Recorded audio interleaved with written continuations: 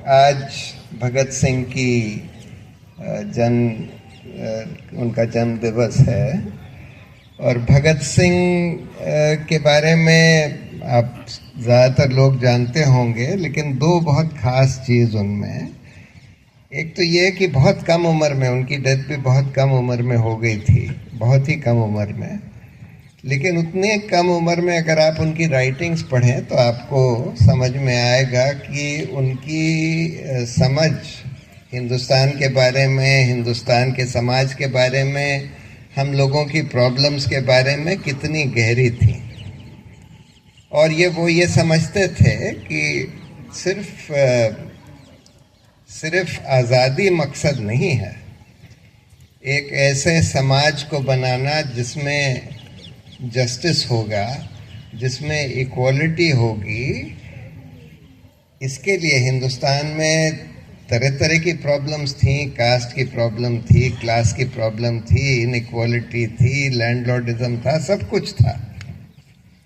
और ये सब अंग्रेज़ों ने नहीं किया था, अंग्रेज़ों ने भी काफ़ी प्रॉब्लम्स क्रिएट करी, लेकिन ये हमारे समाज में पहले से था। तो उन्होंने सब समझ के बहुत कुछ इसके बारे में लिखा। और दूसरी जो उनकी बहुत ख़ास क्वालिटी थी, वो ऐसा जज्बा कि वो मतलब कुछ भी सैक्रिफाइस करने के लिए तैयार थे, अपनी जान देने के लिए तैयार थे, अपना मकसद अचीव करने के लिए। उस तरह की समझ और उस तरह का जज्बा आज बहुत कम लोगों में होता है। अगर हम आज के समाज में मॉडर्न डे भगत सिंह ढूंढें तो उसके नज़दीक हैं लोग, जैसे आपके उमर खालिद को हम कह सकते हैं कि वो उनकी भी समझ हिंदुस्तान के बारे में, हिंदुस्तान के समाज के बारे में, यहाँ की प्रॉब्लम्स के बारे में बहुत अच्छी है। उनकी भी राइटिंग से, उनकी स्पीचेस से ये दिखाई देता है, झलकता है। और इसके लिए जितने साल से वो जेल में हैं, देखिए आज हिंदुस्तान में दोनों चीज़ें हो रही हैं। एक तरफ तो बहुत सारा हमारा समाज इस देश का ऐसा हो गया है जो कि इस देश के लोगों से, देश के समस्याओं से बिल्कुल कटा हुआ है। बहुत सारा हमारा upper middle class, upper class जो है बिल्कुल कटा हुआ है। उनको ना तो कोई इंटरेस्ट है कि पूरे देश में बाकी समाज में क्या हो रहा है, ना कोई अंडरस्टैंडिंग ही है। तो एक तरफ तो हम ये देख रहे हैं, और आजकल बहुत सारे लोग इस जो भाजपा ने हिंदुत्व का और कम्युनलिज्म का जहर फैलाया है उसमें भी घुल गए हैं। बहुत सारे हमारे अपर मिडिल क्लास के, अपर क्लास के लोग उसमें भी, खासकर हमारे सेलिब्रिटीज़ वगैरह, हमारा मीडिया, मेन स्ट्रीम मीडिया जो है। लेकिन दूसरी तरफ कुछ ऐसे लोग बचे हुए हैं जो कि समझ भी अच्छी रखते हैं हिंदुस्तान के बारे में, और जो बहुत कुछ त्यागने के लिए तैयार हैं, बहुत जोखिम उठाने के लिए तैयार हैं। और इसी वजह से चाहे हिंदुस्तान की हालत आज काफ़ी ख़राब है और भाजपा ने काफ़ी ख़राब कर दी, लेकिन उसके बावजूद भी आज फिर भी बहुत कुछ बचा हुआ है। और हमको ये समझना कि आज हम कहाँ खड़े हैं, क्या बचा हुआ है, और हमको उसको ठीक करने के लिए क्या करना है, ये ज़रूरी है। देखिए कहाँ खड़े हुए हैं। पिछले 10 साल में कई चीज़ें हुई। एक तो ये सांप्रदायिकता का, कम्युनलिज्म का बहुत जहर हमारे समाज में घोला गया, और उस जहर में काफ़ी लोग आ गए हैं। सब लोग नहीं आए हैं, बहुत सारे लोग उसके बाहर हैं, लेकिन काफी लोग उस जहर में घुल गए हैं।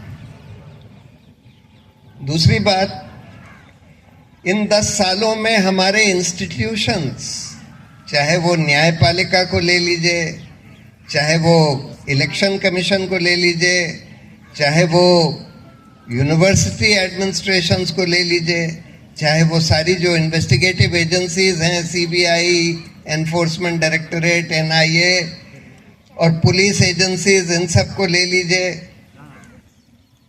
सारे ही नेशनल ह्यूमन राइट्स कमीशन, जितने भी इंडिपेंडेंट इंस्टीट्यूशंस बनाए गए थे संविधान के द्वारा या कानून के द्वारा, सबकी स्वतंत्रता, तो वहाँ पर ऐसे लोगों को अपॉइंट कर दिया गया है, यूनिवर्सिटीज़ में ऐसे लोगों को अपॉइंट कर दिया गया है एज वाइस चांसलर्स, जिनको एजुकेशन बाय एंड लार्ज, सब जगह नहीं लेकिन ज़्यादातर, जिनको एजुकेशन की कोई समझ नहीं है।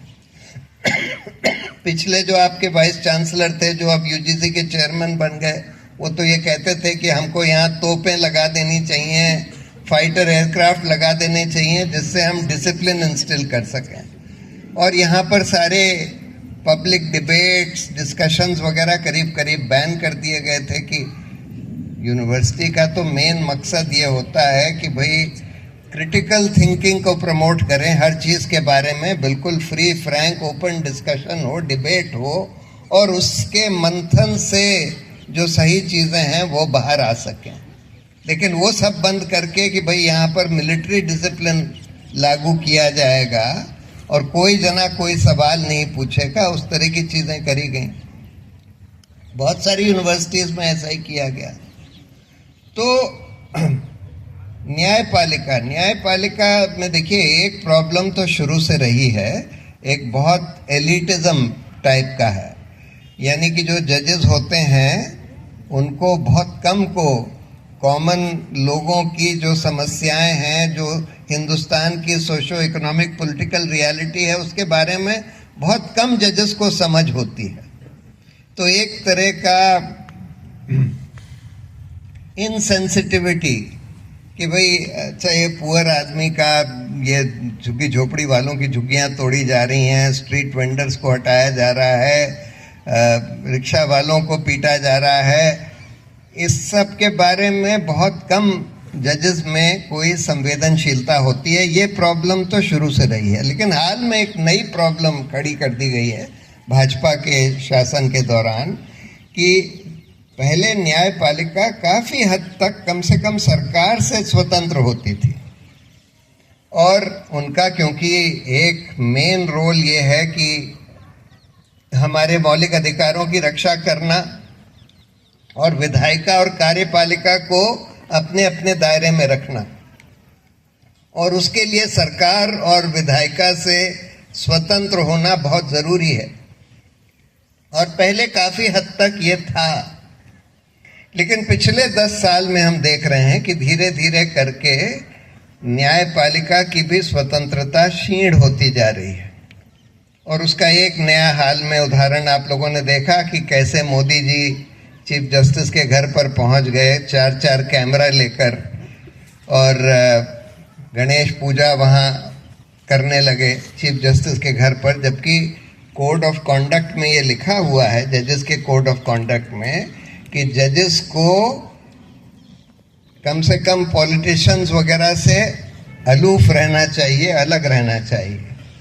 आपको ऑफिशियली मिलने की ज़रूरत है, ज़रूर मिलिए, लेकिन इस तरह से अनऑफिशियली आप प्राइवेट फंक्शन में। और पिछले 10 सालों में हमने ये देखा कि इस तरह के कानून जैसे यूएपीए, पीएमएलए, बहुत ड्रैकोनियन कानून, ये कानून जो हैं भाजपा ने नहीं बनाए, कांग्रेस के सरकार में बनाए गए थे, लेकिन उसको भाजपा के सरकार में और ड्रैकोनियन कर दिया। और इनकी जो इन्वेस्टिगेटिव एजेंसीज थी, जो इनका इन्वेस्टिगेशन करती हैं, खासकर एनआईए, एनफोर्समेंट डायरेक्टोरेट, सीबीआई वगैरह, इनको तो बिल्कुल सरकार का तोता बना दिया भाजपा के सरकार ने। पहले ऐसा नहीं था। तो इसलिए ये हम नहीं मानते कि भाई कांग्रेस के समय सब सही हो रहा था या इस तरह के कानून नहीं लाए जा रहे थे, लाए गए, जो बिल्कुल खतरनाक कानून है, जिनको नहीं होना चाहिए। यूएपीए पीएमएलए में जिस वजह से ये लोग, इन लोगों को जिनका जिक्र उमा जी ने किया, उनको अभी तक 4 साल वहाँ भीमा कोरेगांव में 6 साल से ज़्यादा से हमारे सबसे बढ़िया ह्यूमन राइट्स एक्टिविस्ट जेल में सड़ रहे हैं, बेल नहीं मिल पा रही।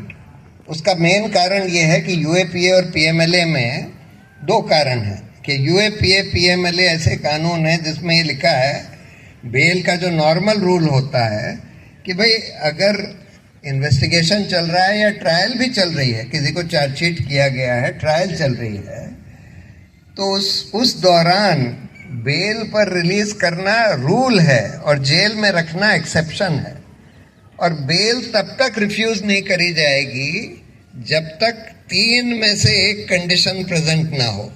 या तो इसका डर हो कि भाई ये अगर बेल दे दी गई तो ये जना भाग जाएगा, ट्रायल ही नहीं फेस करेगा।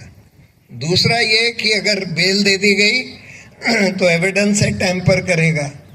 तीसरा ये कि अगर बेल दे दी गई तो इसने बहुत कोई घिनौना अपराध किया है और इस तरह का अपराध फिर से करेगा। अगर इन 3 में से कोई कंडीशन नहीं प्रेजेंट है तो बेल रूल है, बेल देना लाजमी है। लेकिन यूएपीए पीएमएलए में ये लिख दिया है कि जब तक जज ये ना कह दे कि इसके खिलाफ कोई प्राइमा फेसी एविडेंस नहीं है, कोई भी एविडेंस नहीं है, तब तक बेल नहीं दी जाएगी। अब ट्रायल तो शुरू भी नहीं हुआ, भीमा कोरेगांव का भी ट्रायल नहीं शुरू हुआ, उमर खालिद का भी ट्रायल नहीं शुरू हुआ।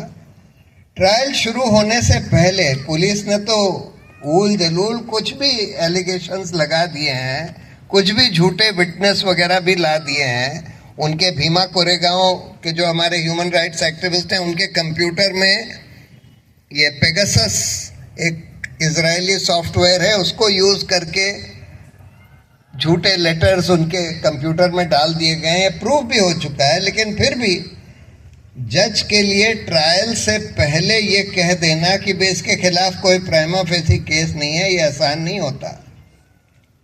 और इस वजह से जजेस ये नहीं कह रहे हैं। कायदे से तो इन कानून को गैर संवैधानिक डिक्लेयर करके रद्द कर देना चाहिए था, लेकिन अनफॉर्चुनेटली इनको रद्द नहीं किया गया है। और इस वजह से बेल भी नहीं दी जा रही। फॉर्चुनेटली हाल में सुप्रीम कोर्ट ने कुछ केसेस में यह कह दिया कि अगर ट्रायल खत्म होने का कोई प्रोस्पेक्ट ना हो कि जल्दी खत्म हो जाएगी, तब इन लोगों को भी यूएपीए पीएमएलए वगैरह में बेल दे देनी चाहिए। तो होपफुली अब इनमें से कई लोग, भीमा कोरेगांव के भी, दिल्ली राइट्स में भी जो हमारे एक्टिविस्ट अक्यूज्ड हैं, होपफुली उन लोगों को भी अब शायद जल्दी बेल मिल जाएगी। लेकिन मैं ये कह रहा था कि देखिए, हालात तो बहुत ही खराब कर दिए गए हैं एक तरह से, कि हमारे सारे इंस्टीट्यूशंस को धाराशाही कर दिया है, सरकार के तहत ले आए हैं, उनकी स्वतंत्रता खत्म कर दी है। न्यायपालिका के बारे में मैं बता दूं क्यों स्वतंत्रता हाल में खत्म हुई है। इस सरकार ने, देखिए, एक तरीका तो पहले भी था कि रिटायरमेंट के बाद बहुत सारे जजेस को लुभाने के लिए ये कहा जाता था कि रिटायरमेंट के बाद तुमको हम इस कमीशन में, इस ट्राइब्यूनल में नौकरी दे देंगे और तुम हमारे फेवर में जजमेंट्स दो।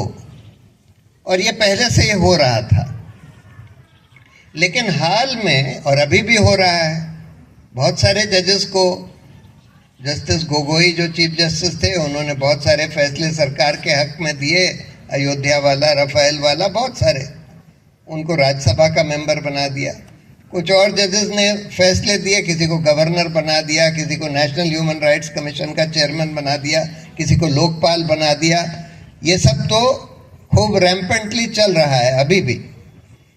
लेकिन 2-3 और नए तरीके न्यायपालिका की स्वतंत्रता खत्म करने के लिए इस सरकार ने अख्तियार करे, भाजपा की सरकार ने। पहला तो इन्होंने ये किया, अच्छा, एक चीज ये होती है कि जब कोई बहुत फांसीवादी सरकार होती है तो जजेस अपने आप डर जाते हैं। स्ट्रांग फांसीवादी सरकार इमरजेंसी में डर गए थे, हेबियस कॉर्पस केस में बोल दिया कि हेबियस कॉर्पस ही नहीं लाई करता सुप्रीम कोर्ट में। अभी भी अब तो नहीं, अब वो हालत नहीं है कि एक बहुत स्ट्रांग फांसीवादी सरकार दिख रही है। अब इनके 240 रह गए हैं, मेजॉरिटी भी नहीं है। लेकिन पहले 2 टर्म्स में इनकी मेजॉरिटी थी और ऐसा डर का माहौल बना दिया गया था कि जजों को भी डर लगने लगता है। तो उनमें से बहुत सारे जज तो डर के मारे सरकार के खिलाफ खड़े नहीं हो पाते। लेकिन 2 और तरीके इन्होंने करे। एक तो ये करा कि स्वतंत्र जजों की नियुक्ति ही मत होने दो।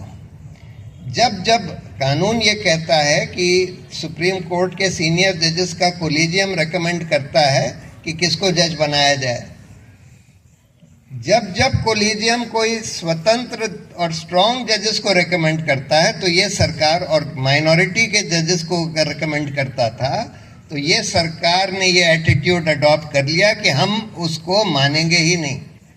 सरकार को बस एक अख्तियार है कि एक बार वो रिकमेंडेशन अगर उसको एक्सेप्टेबल नहीं है तो रीजंस के साथ वापस भेज दे।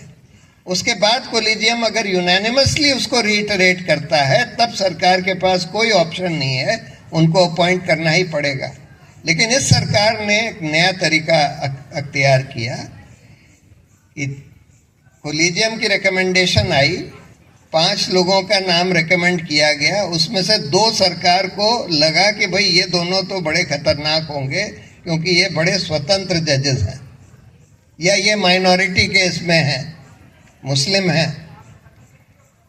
तो ये सरकार उस रेकमेंडेशन पर बैठी रहती है।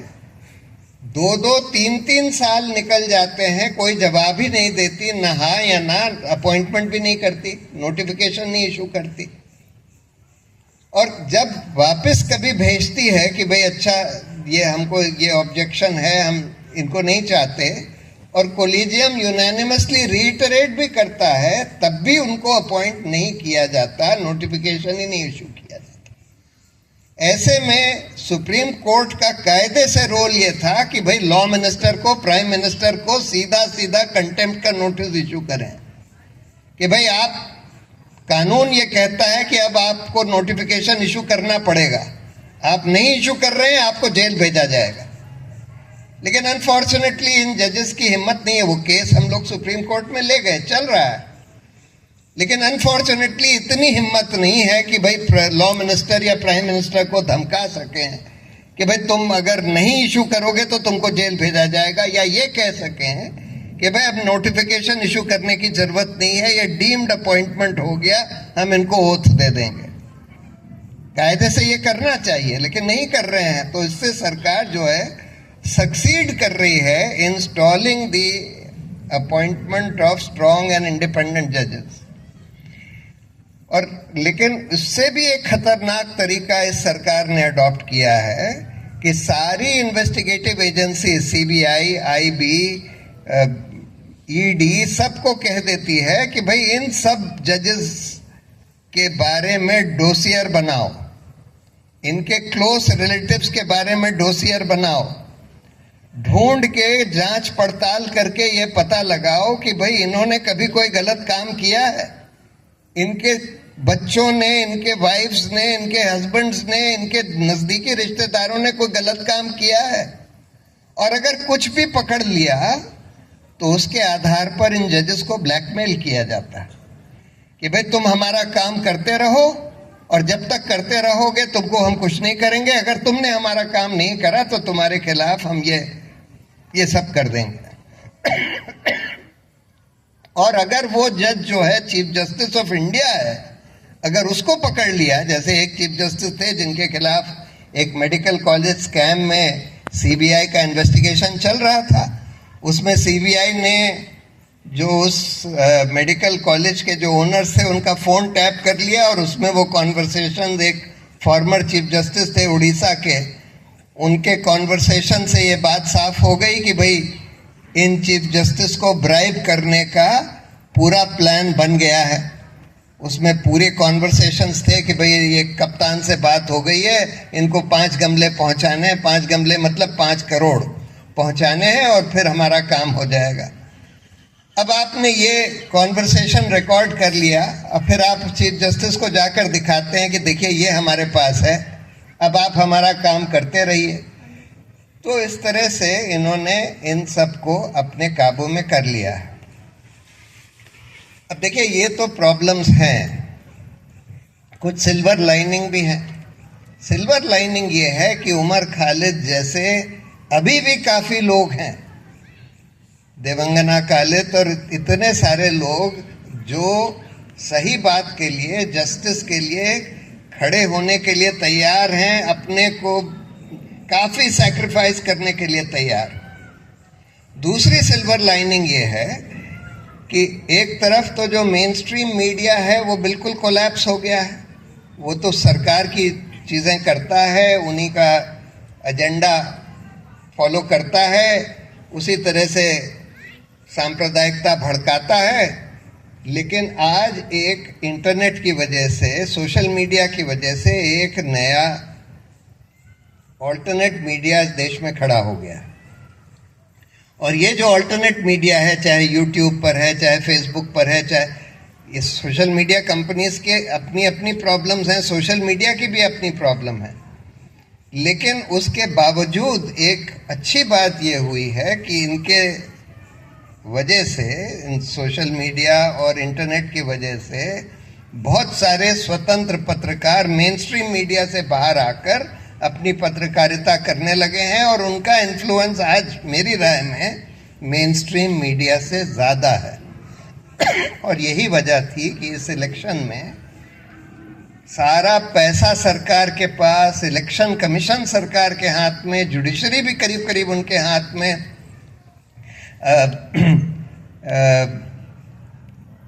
सब कुछ उनके हाथ में। लेकिन क्योंकि ये ऑल्टरनेट मीडिया खड़ा हो गया, इसकी वजह से वो फिर भी मेजॉरिटी उनकी नहीं आ पाई, 240 पर ही सिमट गए। और अगर बिल्कुल फ्री एंड फेयर इलेक्शन होता तो शायद 200 भी नहीं आते। और आज तो अगर फ्री एंड फेयर इलेक्शन हो जाए, मेरा मानना यह है कि आज इनकी 150 सीट भी नहीं आ सकती अगर आज फ्री एंड फेयर इलेक्शन हो जाए हिंदुस्तान में। तो ये सब सिल्वर लाइनिंग है। लेकिन हमको और उमर खालिद पैदा करने की ज़रूरत है। और जेएनयू जो है ये ब्रीडिंग ग्राउंड है।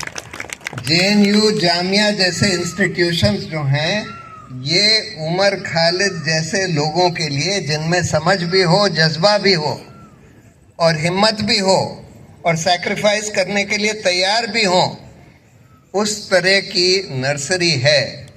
तो हमको सरकार डराती है कि भाई अगर तुम खिलाफ, सरकार के खिलाफ कुछ करोगे, बोलोगे तो तुमको जेल में डाल देंगे। अगर बहुत सारे लोग खड़े हो जाएं और सरकार के खिलाफ बोलने लगें तो ये इतने सारे लोगों को जेल में नहीं डाल सकते। और ये ज़रूरी है कि आज कलेक्टिवली लोगों को खड़ा होने की ज़रूरत है। अभी इन्होंने 144 लगाकर सब जगह पब्लिक प्रोटेस्ट वगैरह बंद किए हुए हैं। ये डर के माहौल में ये इसको चलाए जा रहे हैं। तो इसलिए हम लोगों का तो बस ये दायित्व है कि हम लोग जहाँ जहाँ हमको अन्याय दिखे, जहाँ जहाँ दिखे कि कुछ गलत चीज़ें हो रही हैं, उसके खिलाफ हमको अपनी आवाज़ उठानी है। उसके खिलाफ हम लोगों को कोशिश करनी है कि संगठित होकर आवाज़ उठा सकें तो और भी अच्छा है। और ये डर अपने मन से निकाल देना है कि भाई अगर हम खड़े हो गए या कुछ हमने सही बात के लिए अपनी आवाज़ उठा दी तो ये लोग हमको जेल में डाल देंगे। वो डर अब अपने जहन से निकालना पड़ेगा, तभी जाकर हम भगत सिंह के सपनों को सच कर पाएंगे। Thank you very much.